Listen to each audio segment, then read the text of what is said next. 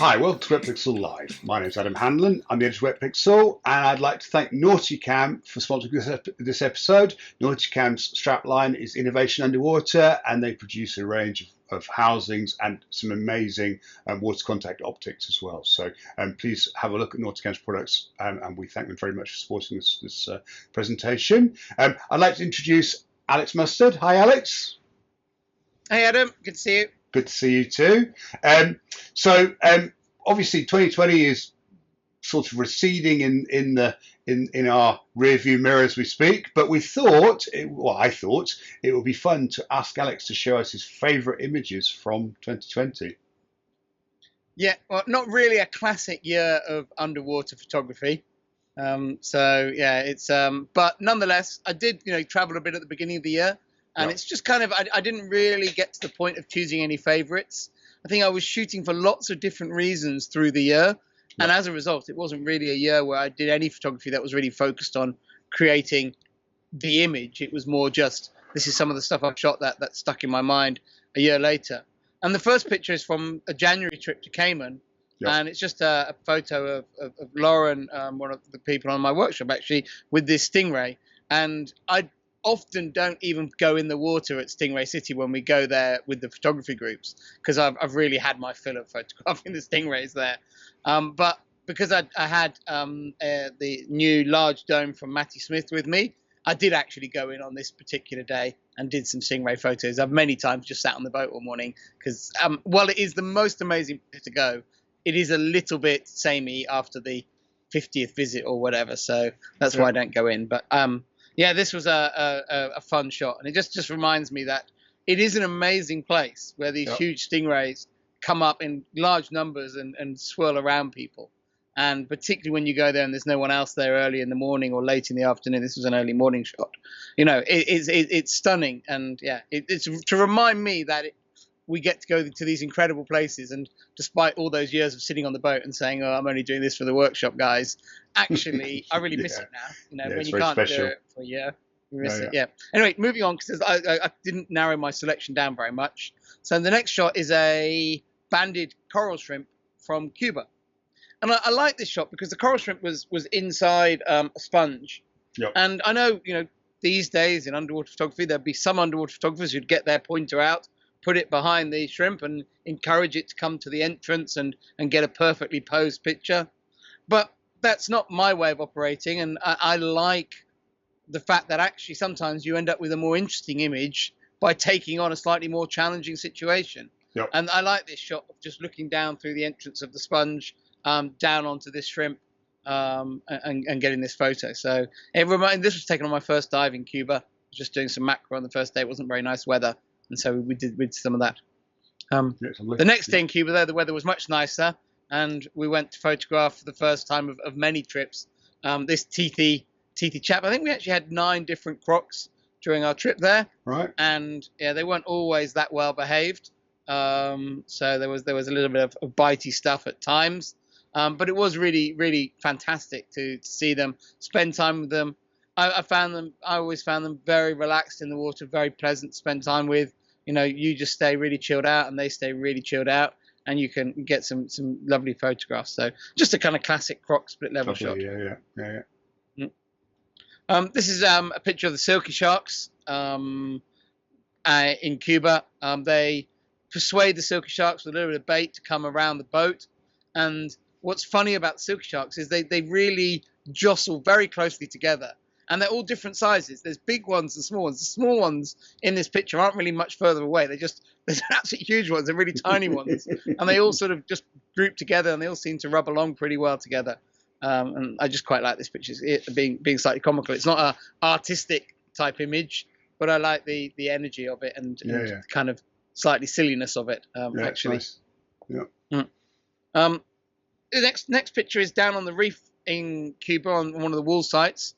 We didn't have any nitrox on our trip, so we had relatively limited time on some of the deeper wall sites. But they have some lovely, lovely sponge growths down below about 85 feet. But when you're on air, you don't have a great deal of time, and you're in an area a very long way from any decompression chamber. You want to play it a bit safe. Yeah. But what's great is there's loads of sharks on these reefs as well, so you don't need to wait long for sharks to come in and complete your composition. There's one on the left here, but there's also, you can see two further away in the distance on the right. There were plenty of them around. And so really nice to be able to shoot Caribbean reef scenery in this way. And that was definitely a big goal for me on this trip, was to capture these rich reefs with the sharks in the picture, but not as Jeremy Stafford Dyche, who's one of the famous shark photographers particularly from the 80s and 90s. He calls a lot of the shots of sharks these days shark porn, because they're all about impact, and they're not particularly reverential of the subject. My previous shot was perhaps, venturing into that area. And whereas these kind of more naturalistic feeling shots, I think, show the sharks as part of a reef ecosystem. I think that's the next picture. I think that's a really interesting thing to point out, is that once upon a time those sorts of encounters with sharks on reefs were very common. And in actual fact, most of the time, if you dived on a reef, at some point you were going to see a shark cruising by, and to some extent, the fact that we're now those are becoming less and less common is a really important thing to document. I think that when you do have those encounters where you've got a shark cruising by on the reef, sadly, it's such a rare thing that we really should be taking pictures of it. So yeah. Well, that's what's fantastic about the Gardens of the Queen destination in Cuba, is that it is like this time capsule of untouched reefs, and every single dive site you go to there, whether it's a macro dive or wide angle site, there's reef sharks living there, and that's just really, really heartening to see. And really because of the protection that Cuba has done, and also its remote location, that's has helped protect it. So yeah, it's a really great place to see. The next shot which I pulled up is a macro shot from that same Cuba trip, and this is just a juvenile spotted drum. And I like the Caribbean macro critters because you don't see them photographed as much as you do the Asian critters, which have far more photographers pointing their lenses at them. And this kind of bizarre looking little fish, I photographed it here against the sand to create this quite high key type look, and I really quite like this picture. And then another reef sharks on the reef. This one, we had some bait in the water that was bringing the sharks through reasonably reliably. I wasn't interested in being near the bait, so I went away from the bait a little bit, found a really pretty section of reef, and then waited for the sharks that were doing their circles to come round past the bait box. We weren't really feeding them, but the sharks were kind of aggregated around the bait box. It was a nice clean area of the reef. It was just really nice to get the sharks in the picture, and I like this composition again with the sharks, purposely placed towards the edge of the frame to emphasize the reef more than the sharks. But obviously the sharks are a big draw to looking at this picture. Again, it's very similar to the previous comments I was making. It's this idea of a reef within sharks within the ecosystem, as opposed to the sort of shark porn. It's all shark and there's no ecosystem. And I think that was also what was really the impression I was getting from the reefs there. So it's what I wanted to communicate in the photos. Right. Absolutely. And then we got locked down for a few months, and I didn't dive until the summer. And this is from my first day diving back in the UK. This was taken down in Devon at Babacombe, and it had been a horrible bad biz day there. We were all really happy to be back in the water. I was diving with Kirsty Andrews, with Nick Moore, and Dan Bolt, all of whom you know. At various times during the day, I kind of did the first dive with Kirsty, the middle dive with Nick, and then the third dive with Dan. I didn't have many days to go diving last year, but every day I went out, I tried to because I didn't get too much permission to leave home from my wife. But when I did go out, I kind of tried to maximize every day. This was on the end of that day, photographing the chamois on the rocks down at Babacombe. And I was really pleased to get some shots of these, because actually I'd never photographed chamois with any dedication before, and they're kind of very characterful British pleni, and I wanted to shoot some pictures. So these were shot in about a metre of water at the end of the day when the tide was in, and the chamois were all active on the high tide. Right. Next, the next diving I did was, we had some nice weather in July, and I went down to Swanwich Pier on the south coast of England. It's a very shallow shore dive, and did a number of shoots. I did 2 days down there, but did 4 dives on each day. So really got through a lot of photography, changed lens between each dive, kind of pretty hardcore lenses, and was back in time to release her bedtime story. So it worked very well all round on those days. And this is a double exposure I shot of a tom pot pleni. Swanwich is famous for tom pot plenis. And this is one of my favourite shots from the summer in the UK. Both shots taken with the macro lens. So photographed the background with the macro lens, and then on the same dive shot the tom pot with the macro lens as well. What's actually in the background, Alex? What is it? Just through the kelp? So it's the light coming through the gaps in the jetty. So the boards of the jetty are breaking up the sunlight, and then I've just photographed that with a macro lens from underwater. Yeah, very nice. Yeah. This is from the same day, I think, but it's a wide angle shot. So I put the WACP1 on and took this picture here of the tom pot. And I like this picture a lot. It's, again, one of my real favourites from the year. Yeah. I like the explosion of colour, which is quite rare underwater in the UK. You know, the mixes of yellows and reds and greens and blues. Really, really nice. And I like, placing this tom pot pleni in that environment, and fortuitously caught a few fish in the background as well. Yeah. And I really like the feel of this image. It's a real favourite of mine from the year. Yeah. And it's a different take on, what for me is quite a common UK subject. Yeah, it's lovely. Next up, I'd also never photographed before. I'd not done much UK diving for years, so quite a bit of this summer was about collecting up some of the subjects I'd not shot before. And this photo here was taken again at Swanwich Pier of one of the shrimps. And at this time of the year, in the early summer, there was only one shrimp under the whole pier, and everyone had been like, so I'd finally found where it was, and then went straight back and put a macro lens on and got a photo of it. Later in the summer, loads more recruited in, and there were loads, but in the early summer, there were no shrimps around at all. But I managed to find this one and was able to get a nice portrait of it. I think it's maybe interesting for people that, most people assume that these are the types of critters that get shot in warm water, in tropical waters. And it's quite interesting that this is obviously in temperate waters. And you've got this image could equally have been taken, not species, but, you could have taken this image in Lembe or in Raja or wherever. It's quite fascinating to see how these creatures exist in a very similar form in completely different climatic environments. Well, this particular species, I don't want to get too sidetracked, is actually a Mediterranean species that is, its distribution is moving north as the seas are warming. Yeah. And you used to only be able to see it in the Channel Islands in the UK.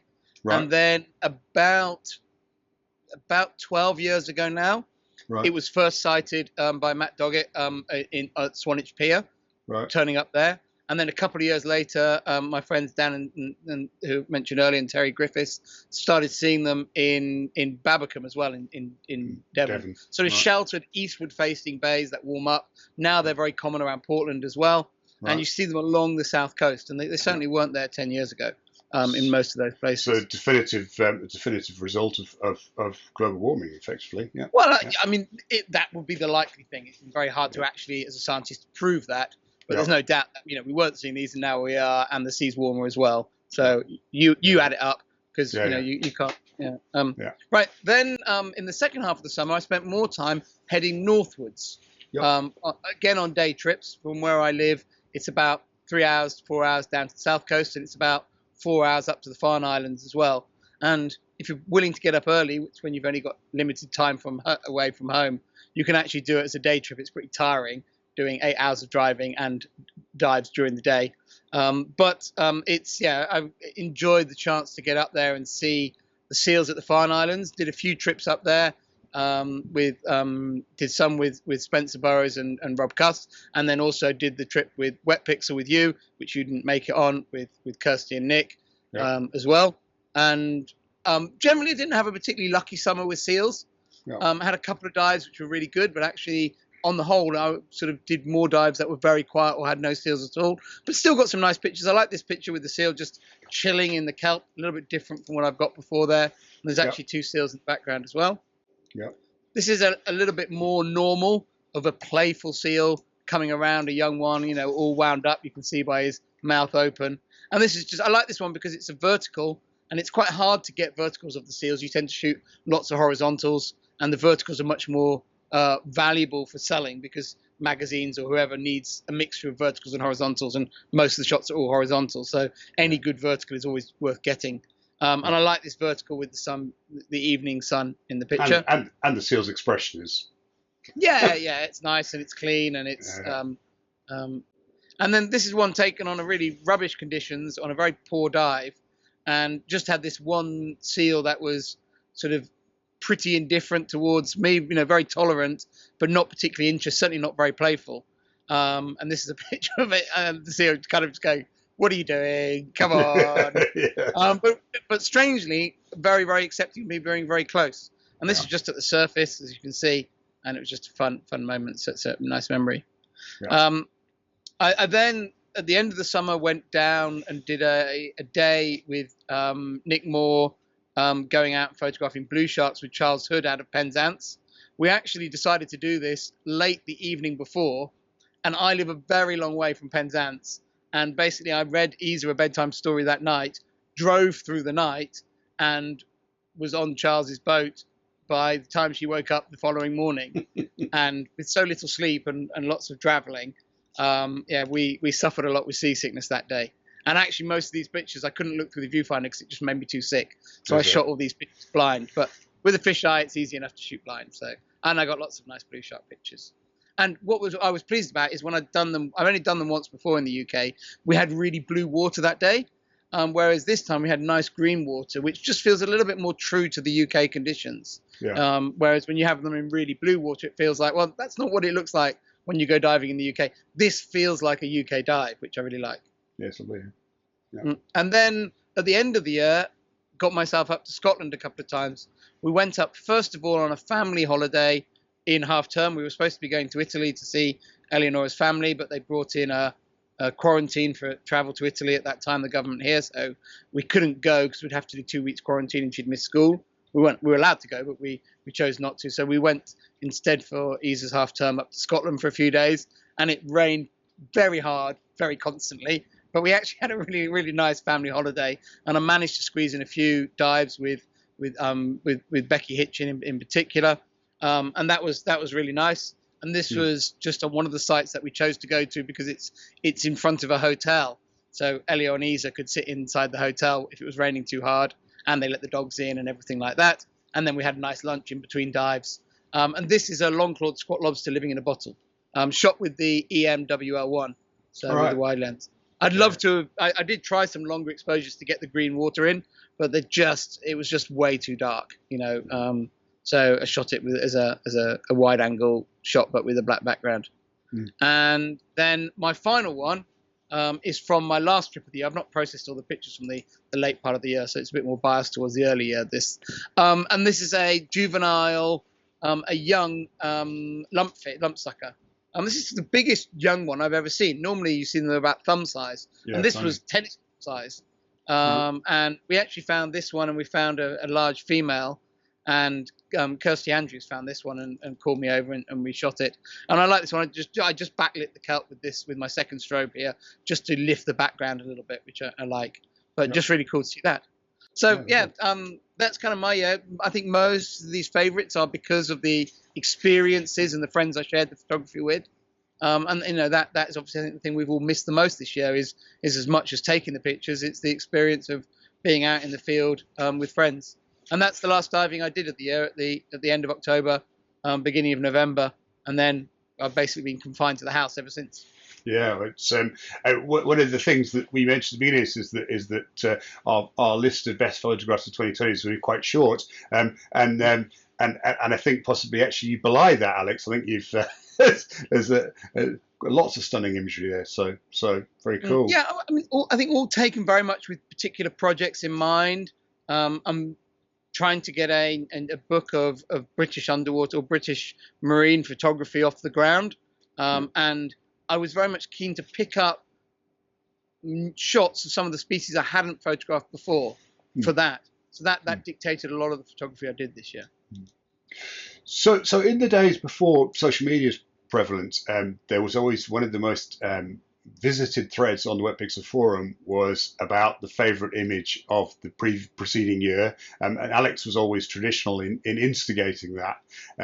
And so what I thought might be fun is I thought rather than trying to share my favourite images of 2020, which are considerably less, what I'm going to do is I'm going to add mine to a thread on the Wetpixel forum, and obviously I'll embed this video as well. And what would be really good is if people that are viewing this, if they would carry on, and let's keep this tradition going and try and share some more of our favourite pictures. And I think it's important to stress that your favourite picture is not necessarily your best. You know, there's whatever reason a particular picture resonates with you. You know, feel free to share it, and obviously we'll add the link to that thread in the description for the. Yeah, I'll post one as well. I've got others which are equally favourite to this list. I just I'll post something different for my contribution. There we are. That's great. So we'll try and resurrect this the best of 2020, or the best of the year, in this case, best of 2020 thread, in what's been a different year. But maybe we should celebrate what we did manage to do rather than what we didn't manage to do. So that's probably a good way of looking at it. So thank you, Alex. I'm sure these pictures will be appearing on your social media channels. So on Instagram, you are Alex Mustard 1. I'm a bit snowed under with everything at the moment. So. Yeah, with homeschooling and UPY and running my online masterclasses, I've not had much time for any social media. But yeah, this is my prompt. Yeah, I'll try and get them up. Yeah. So thank you very much, and I'd like to thank Nauticam again for sponsoring this episode, making it possible. We much appreciate it. Thank you all for watching. Please feel free to obviously add any comments to this, but also hop on over onto the Wetpixel forum and add your favourite images from last year. And feel free to give us a like if you enjoyed it. Thank you very much. I look forward to seeing you again soon.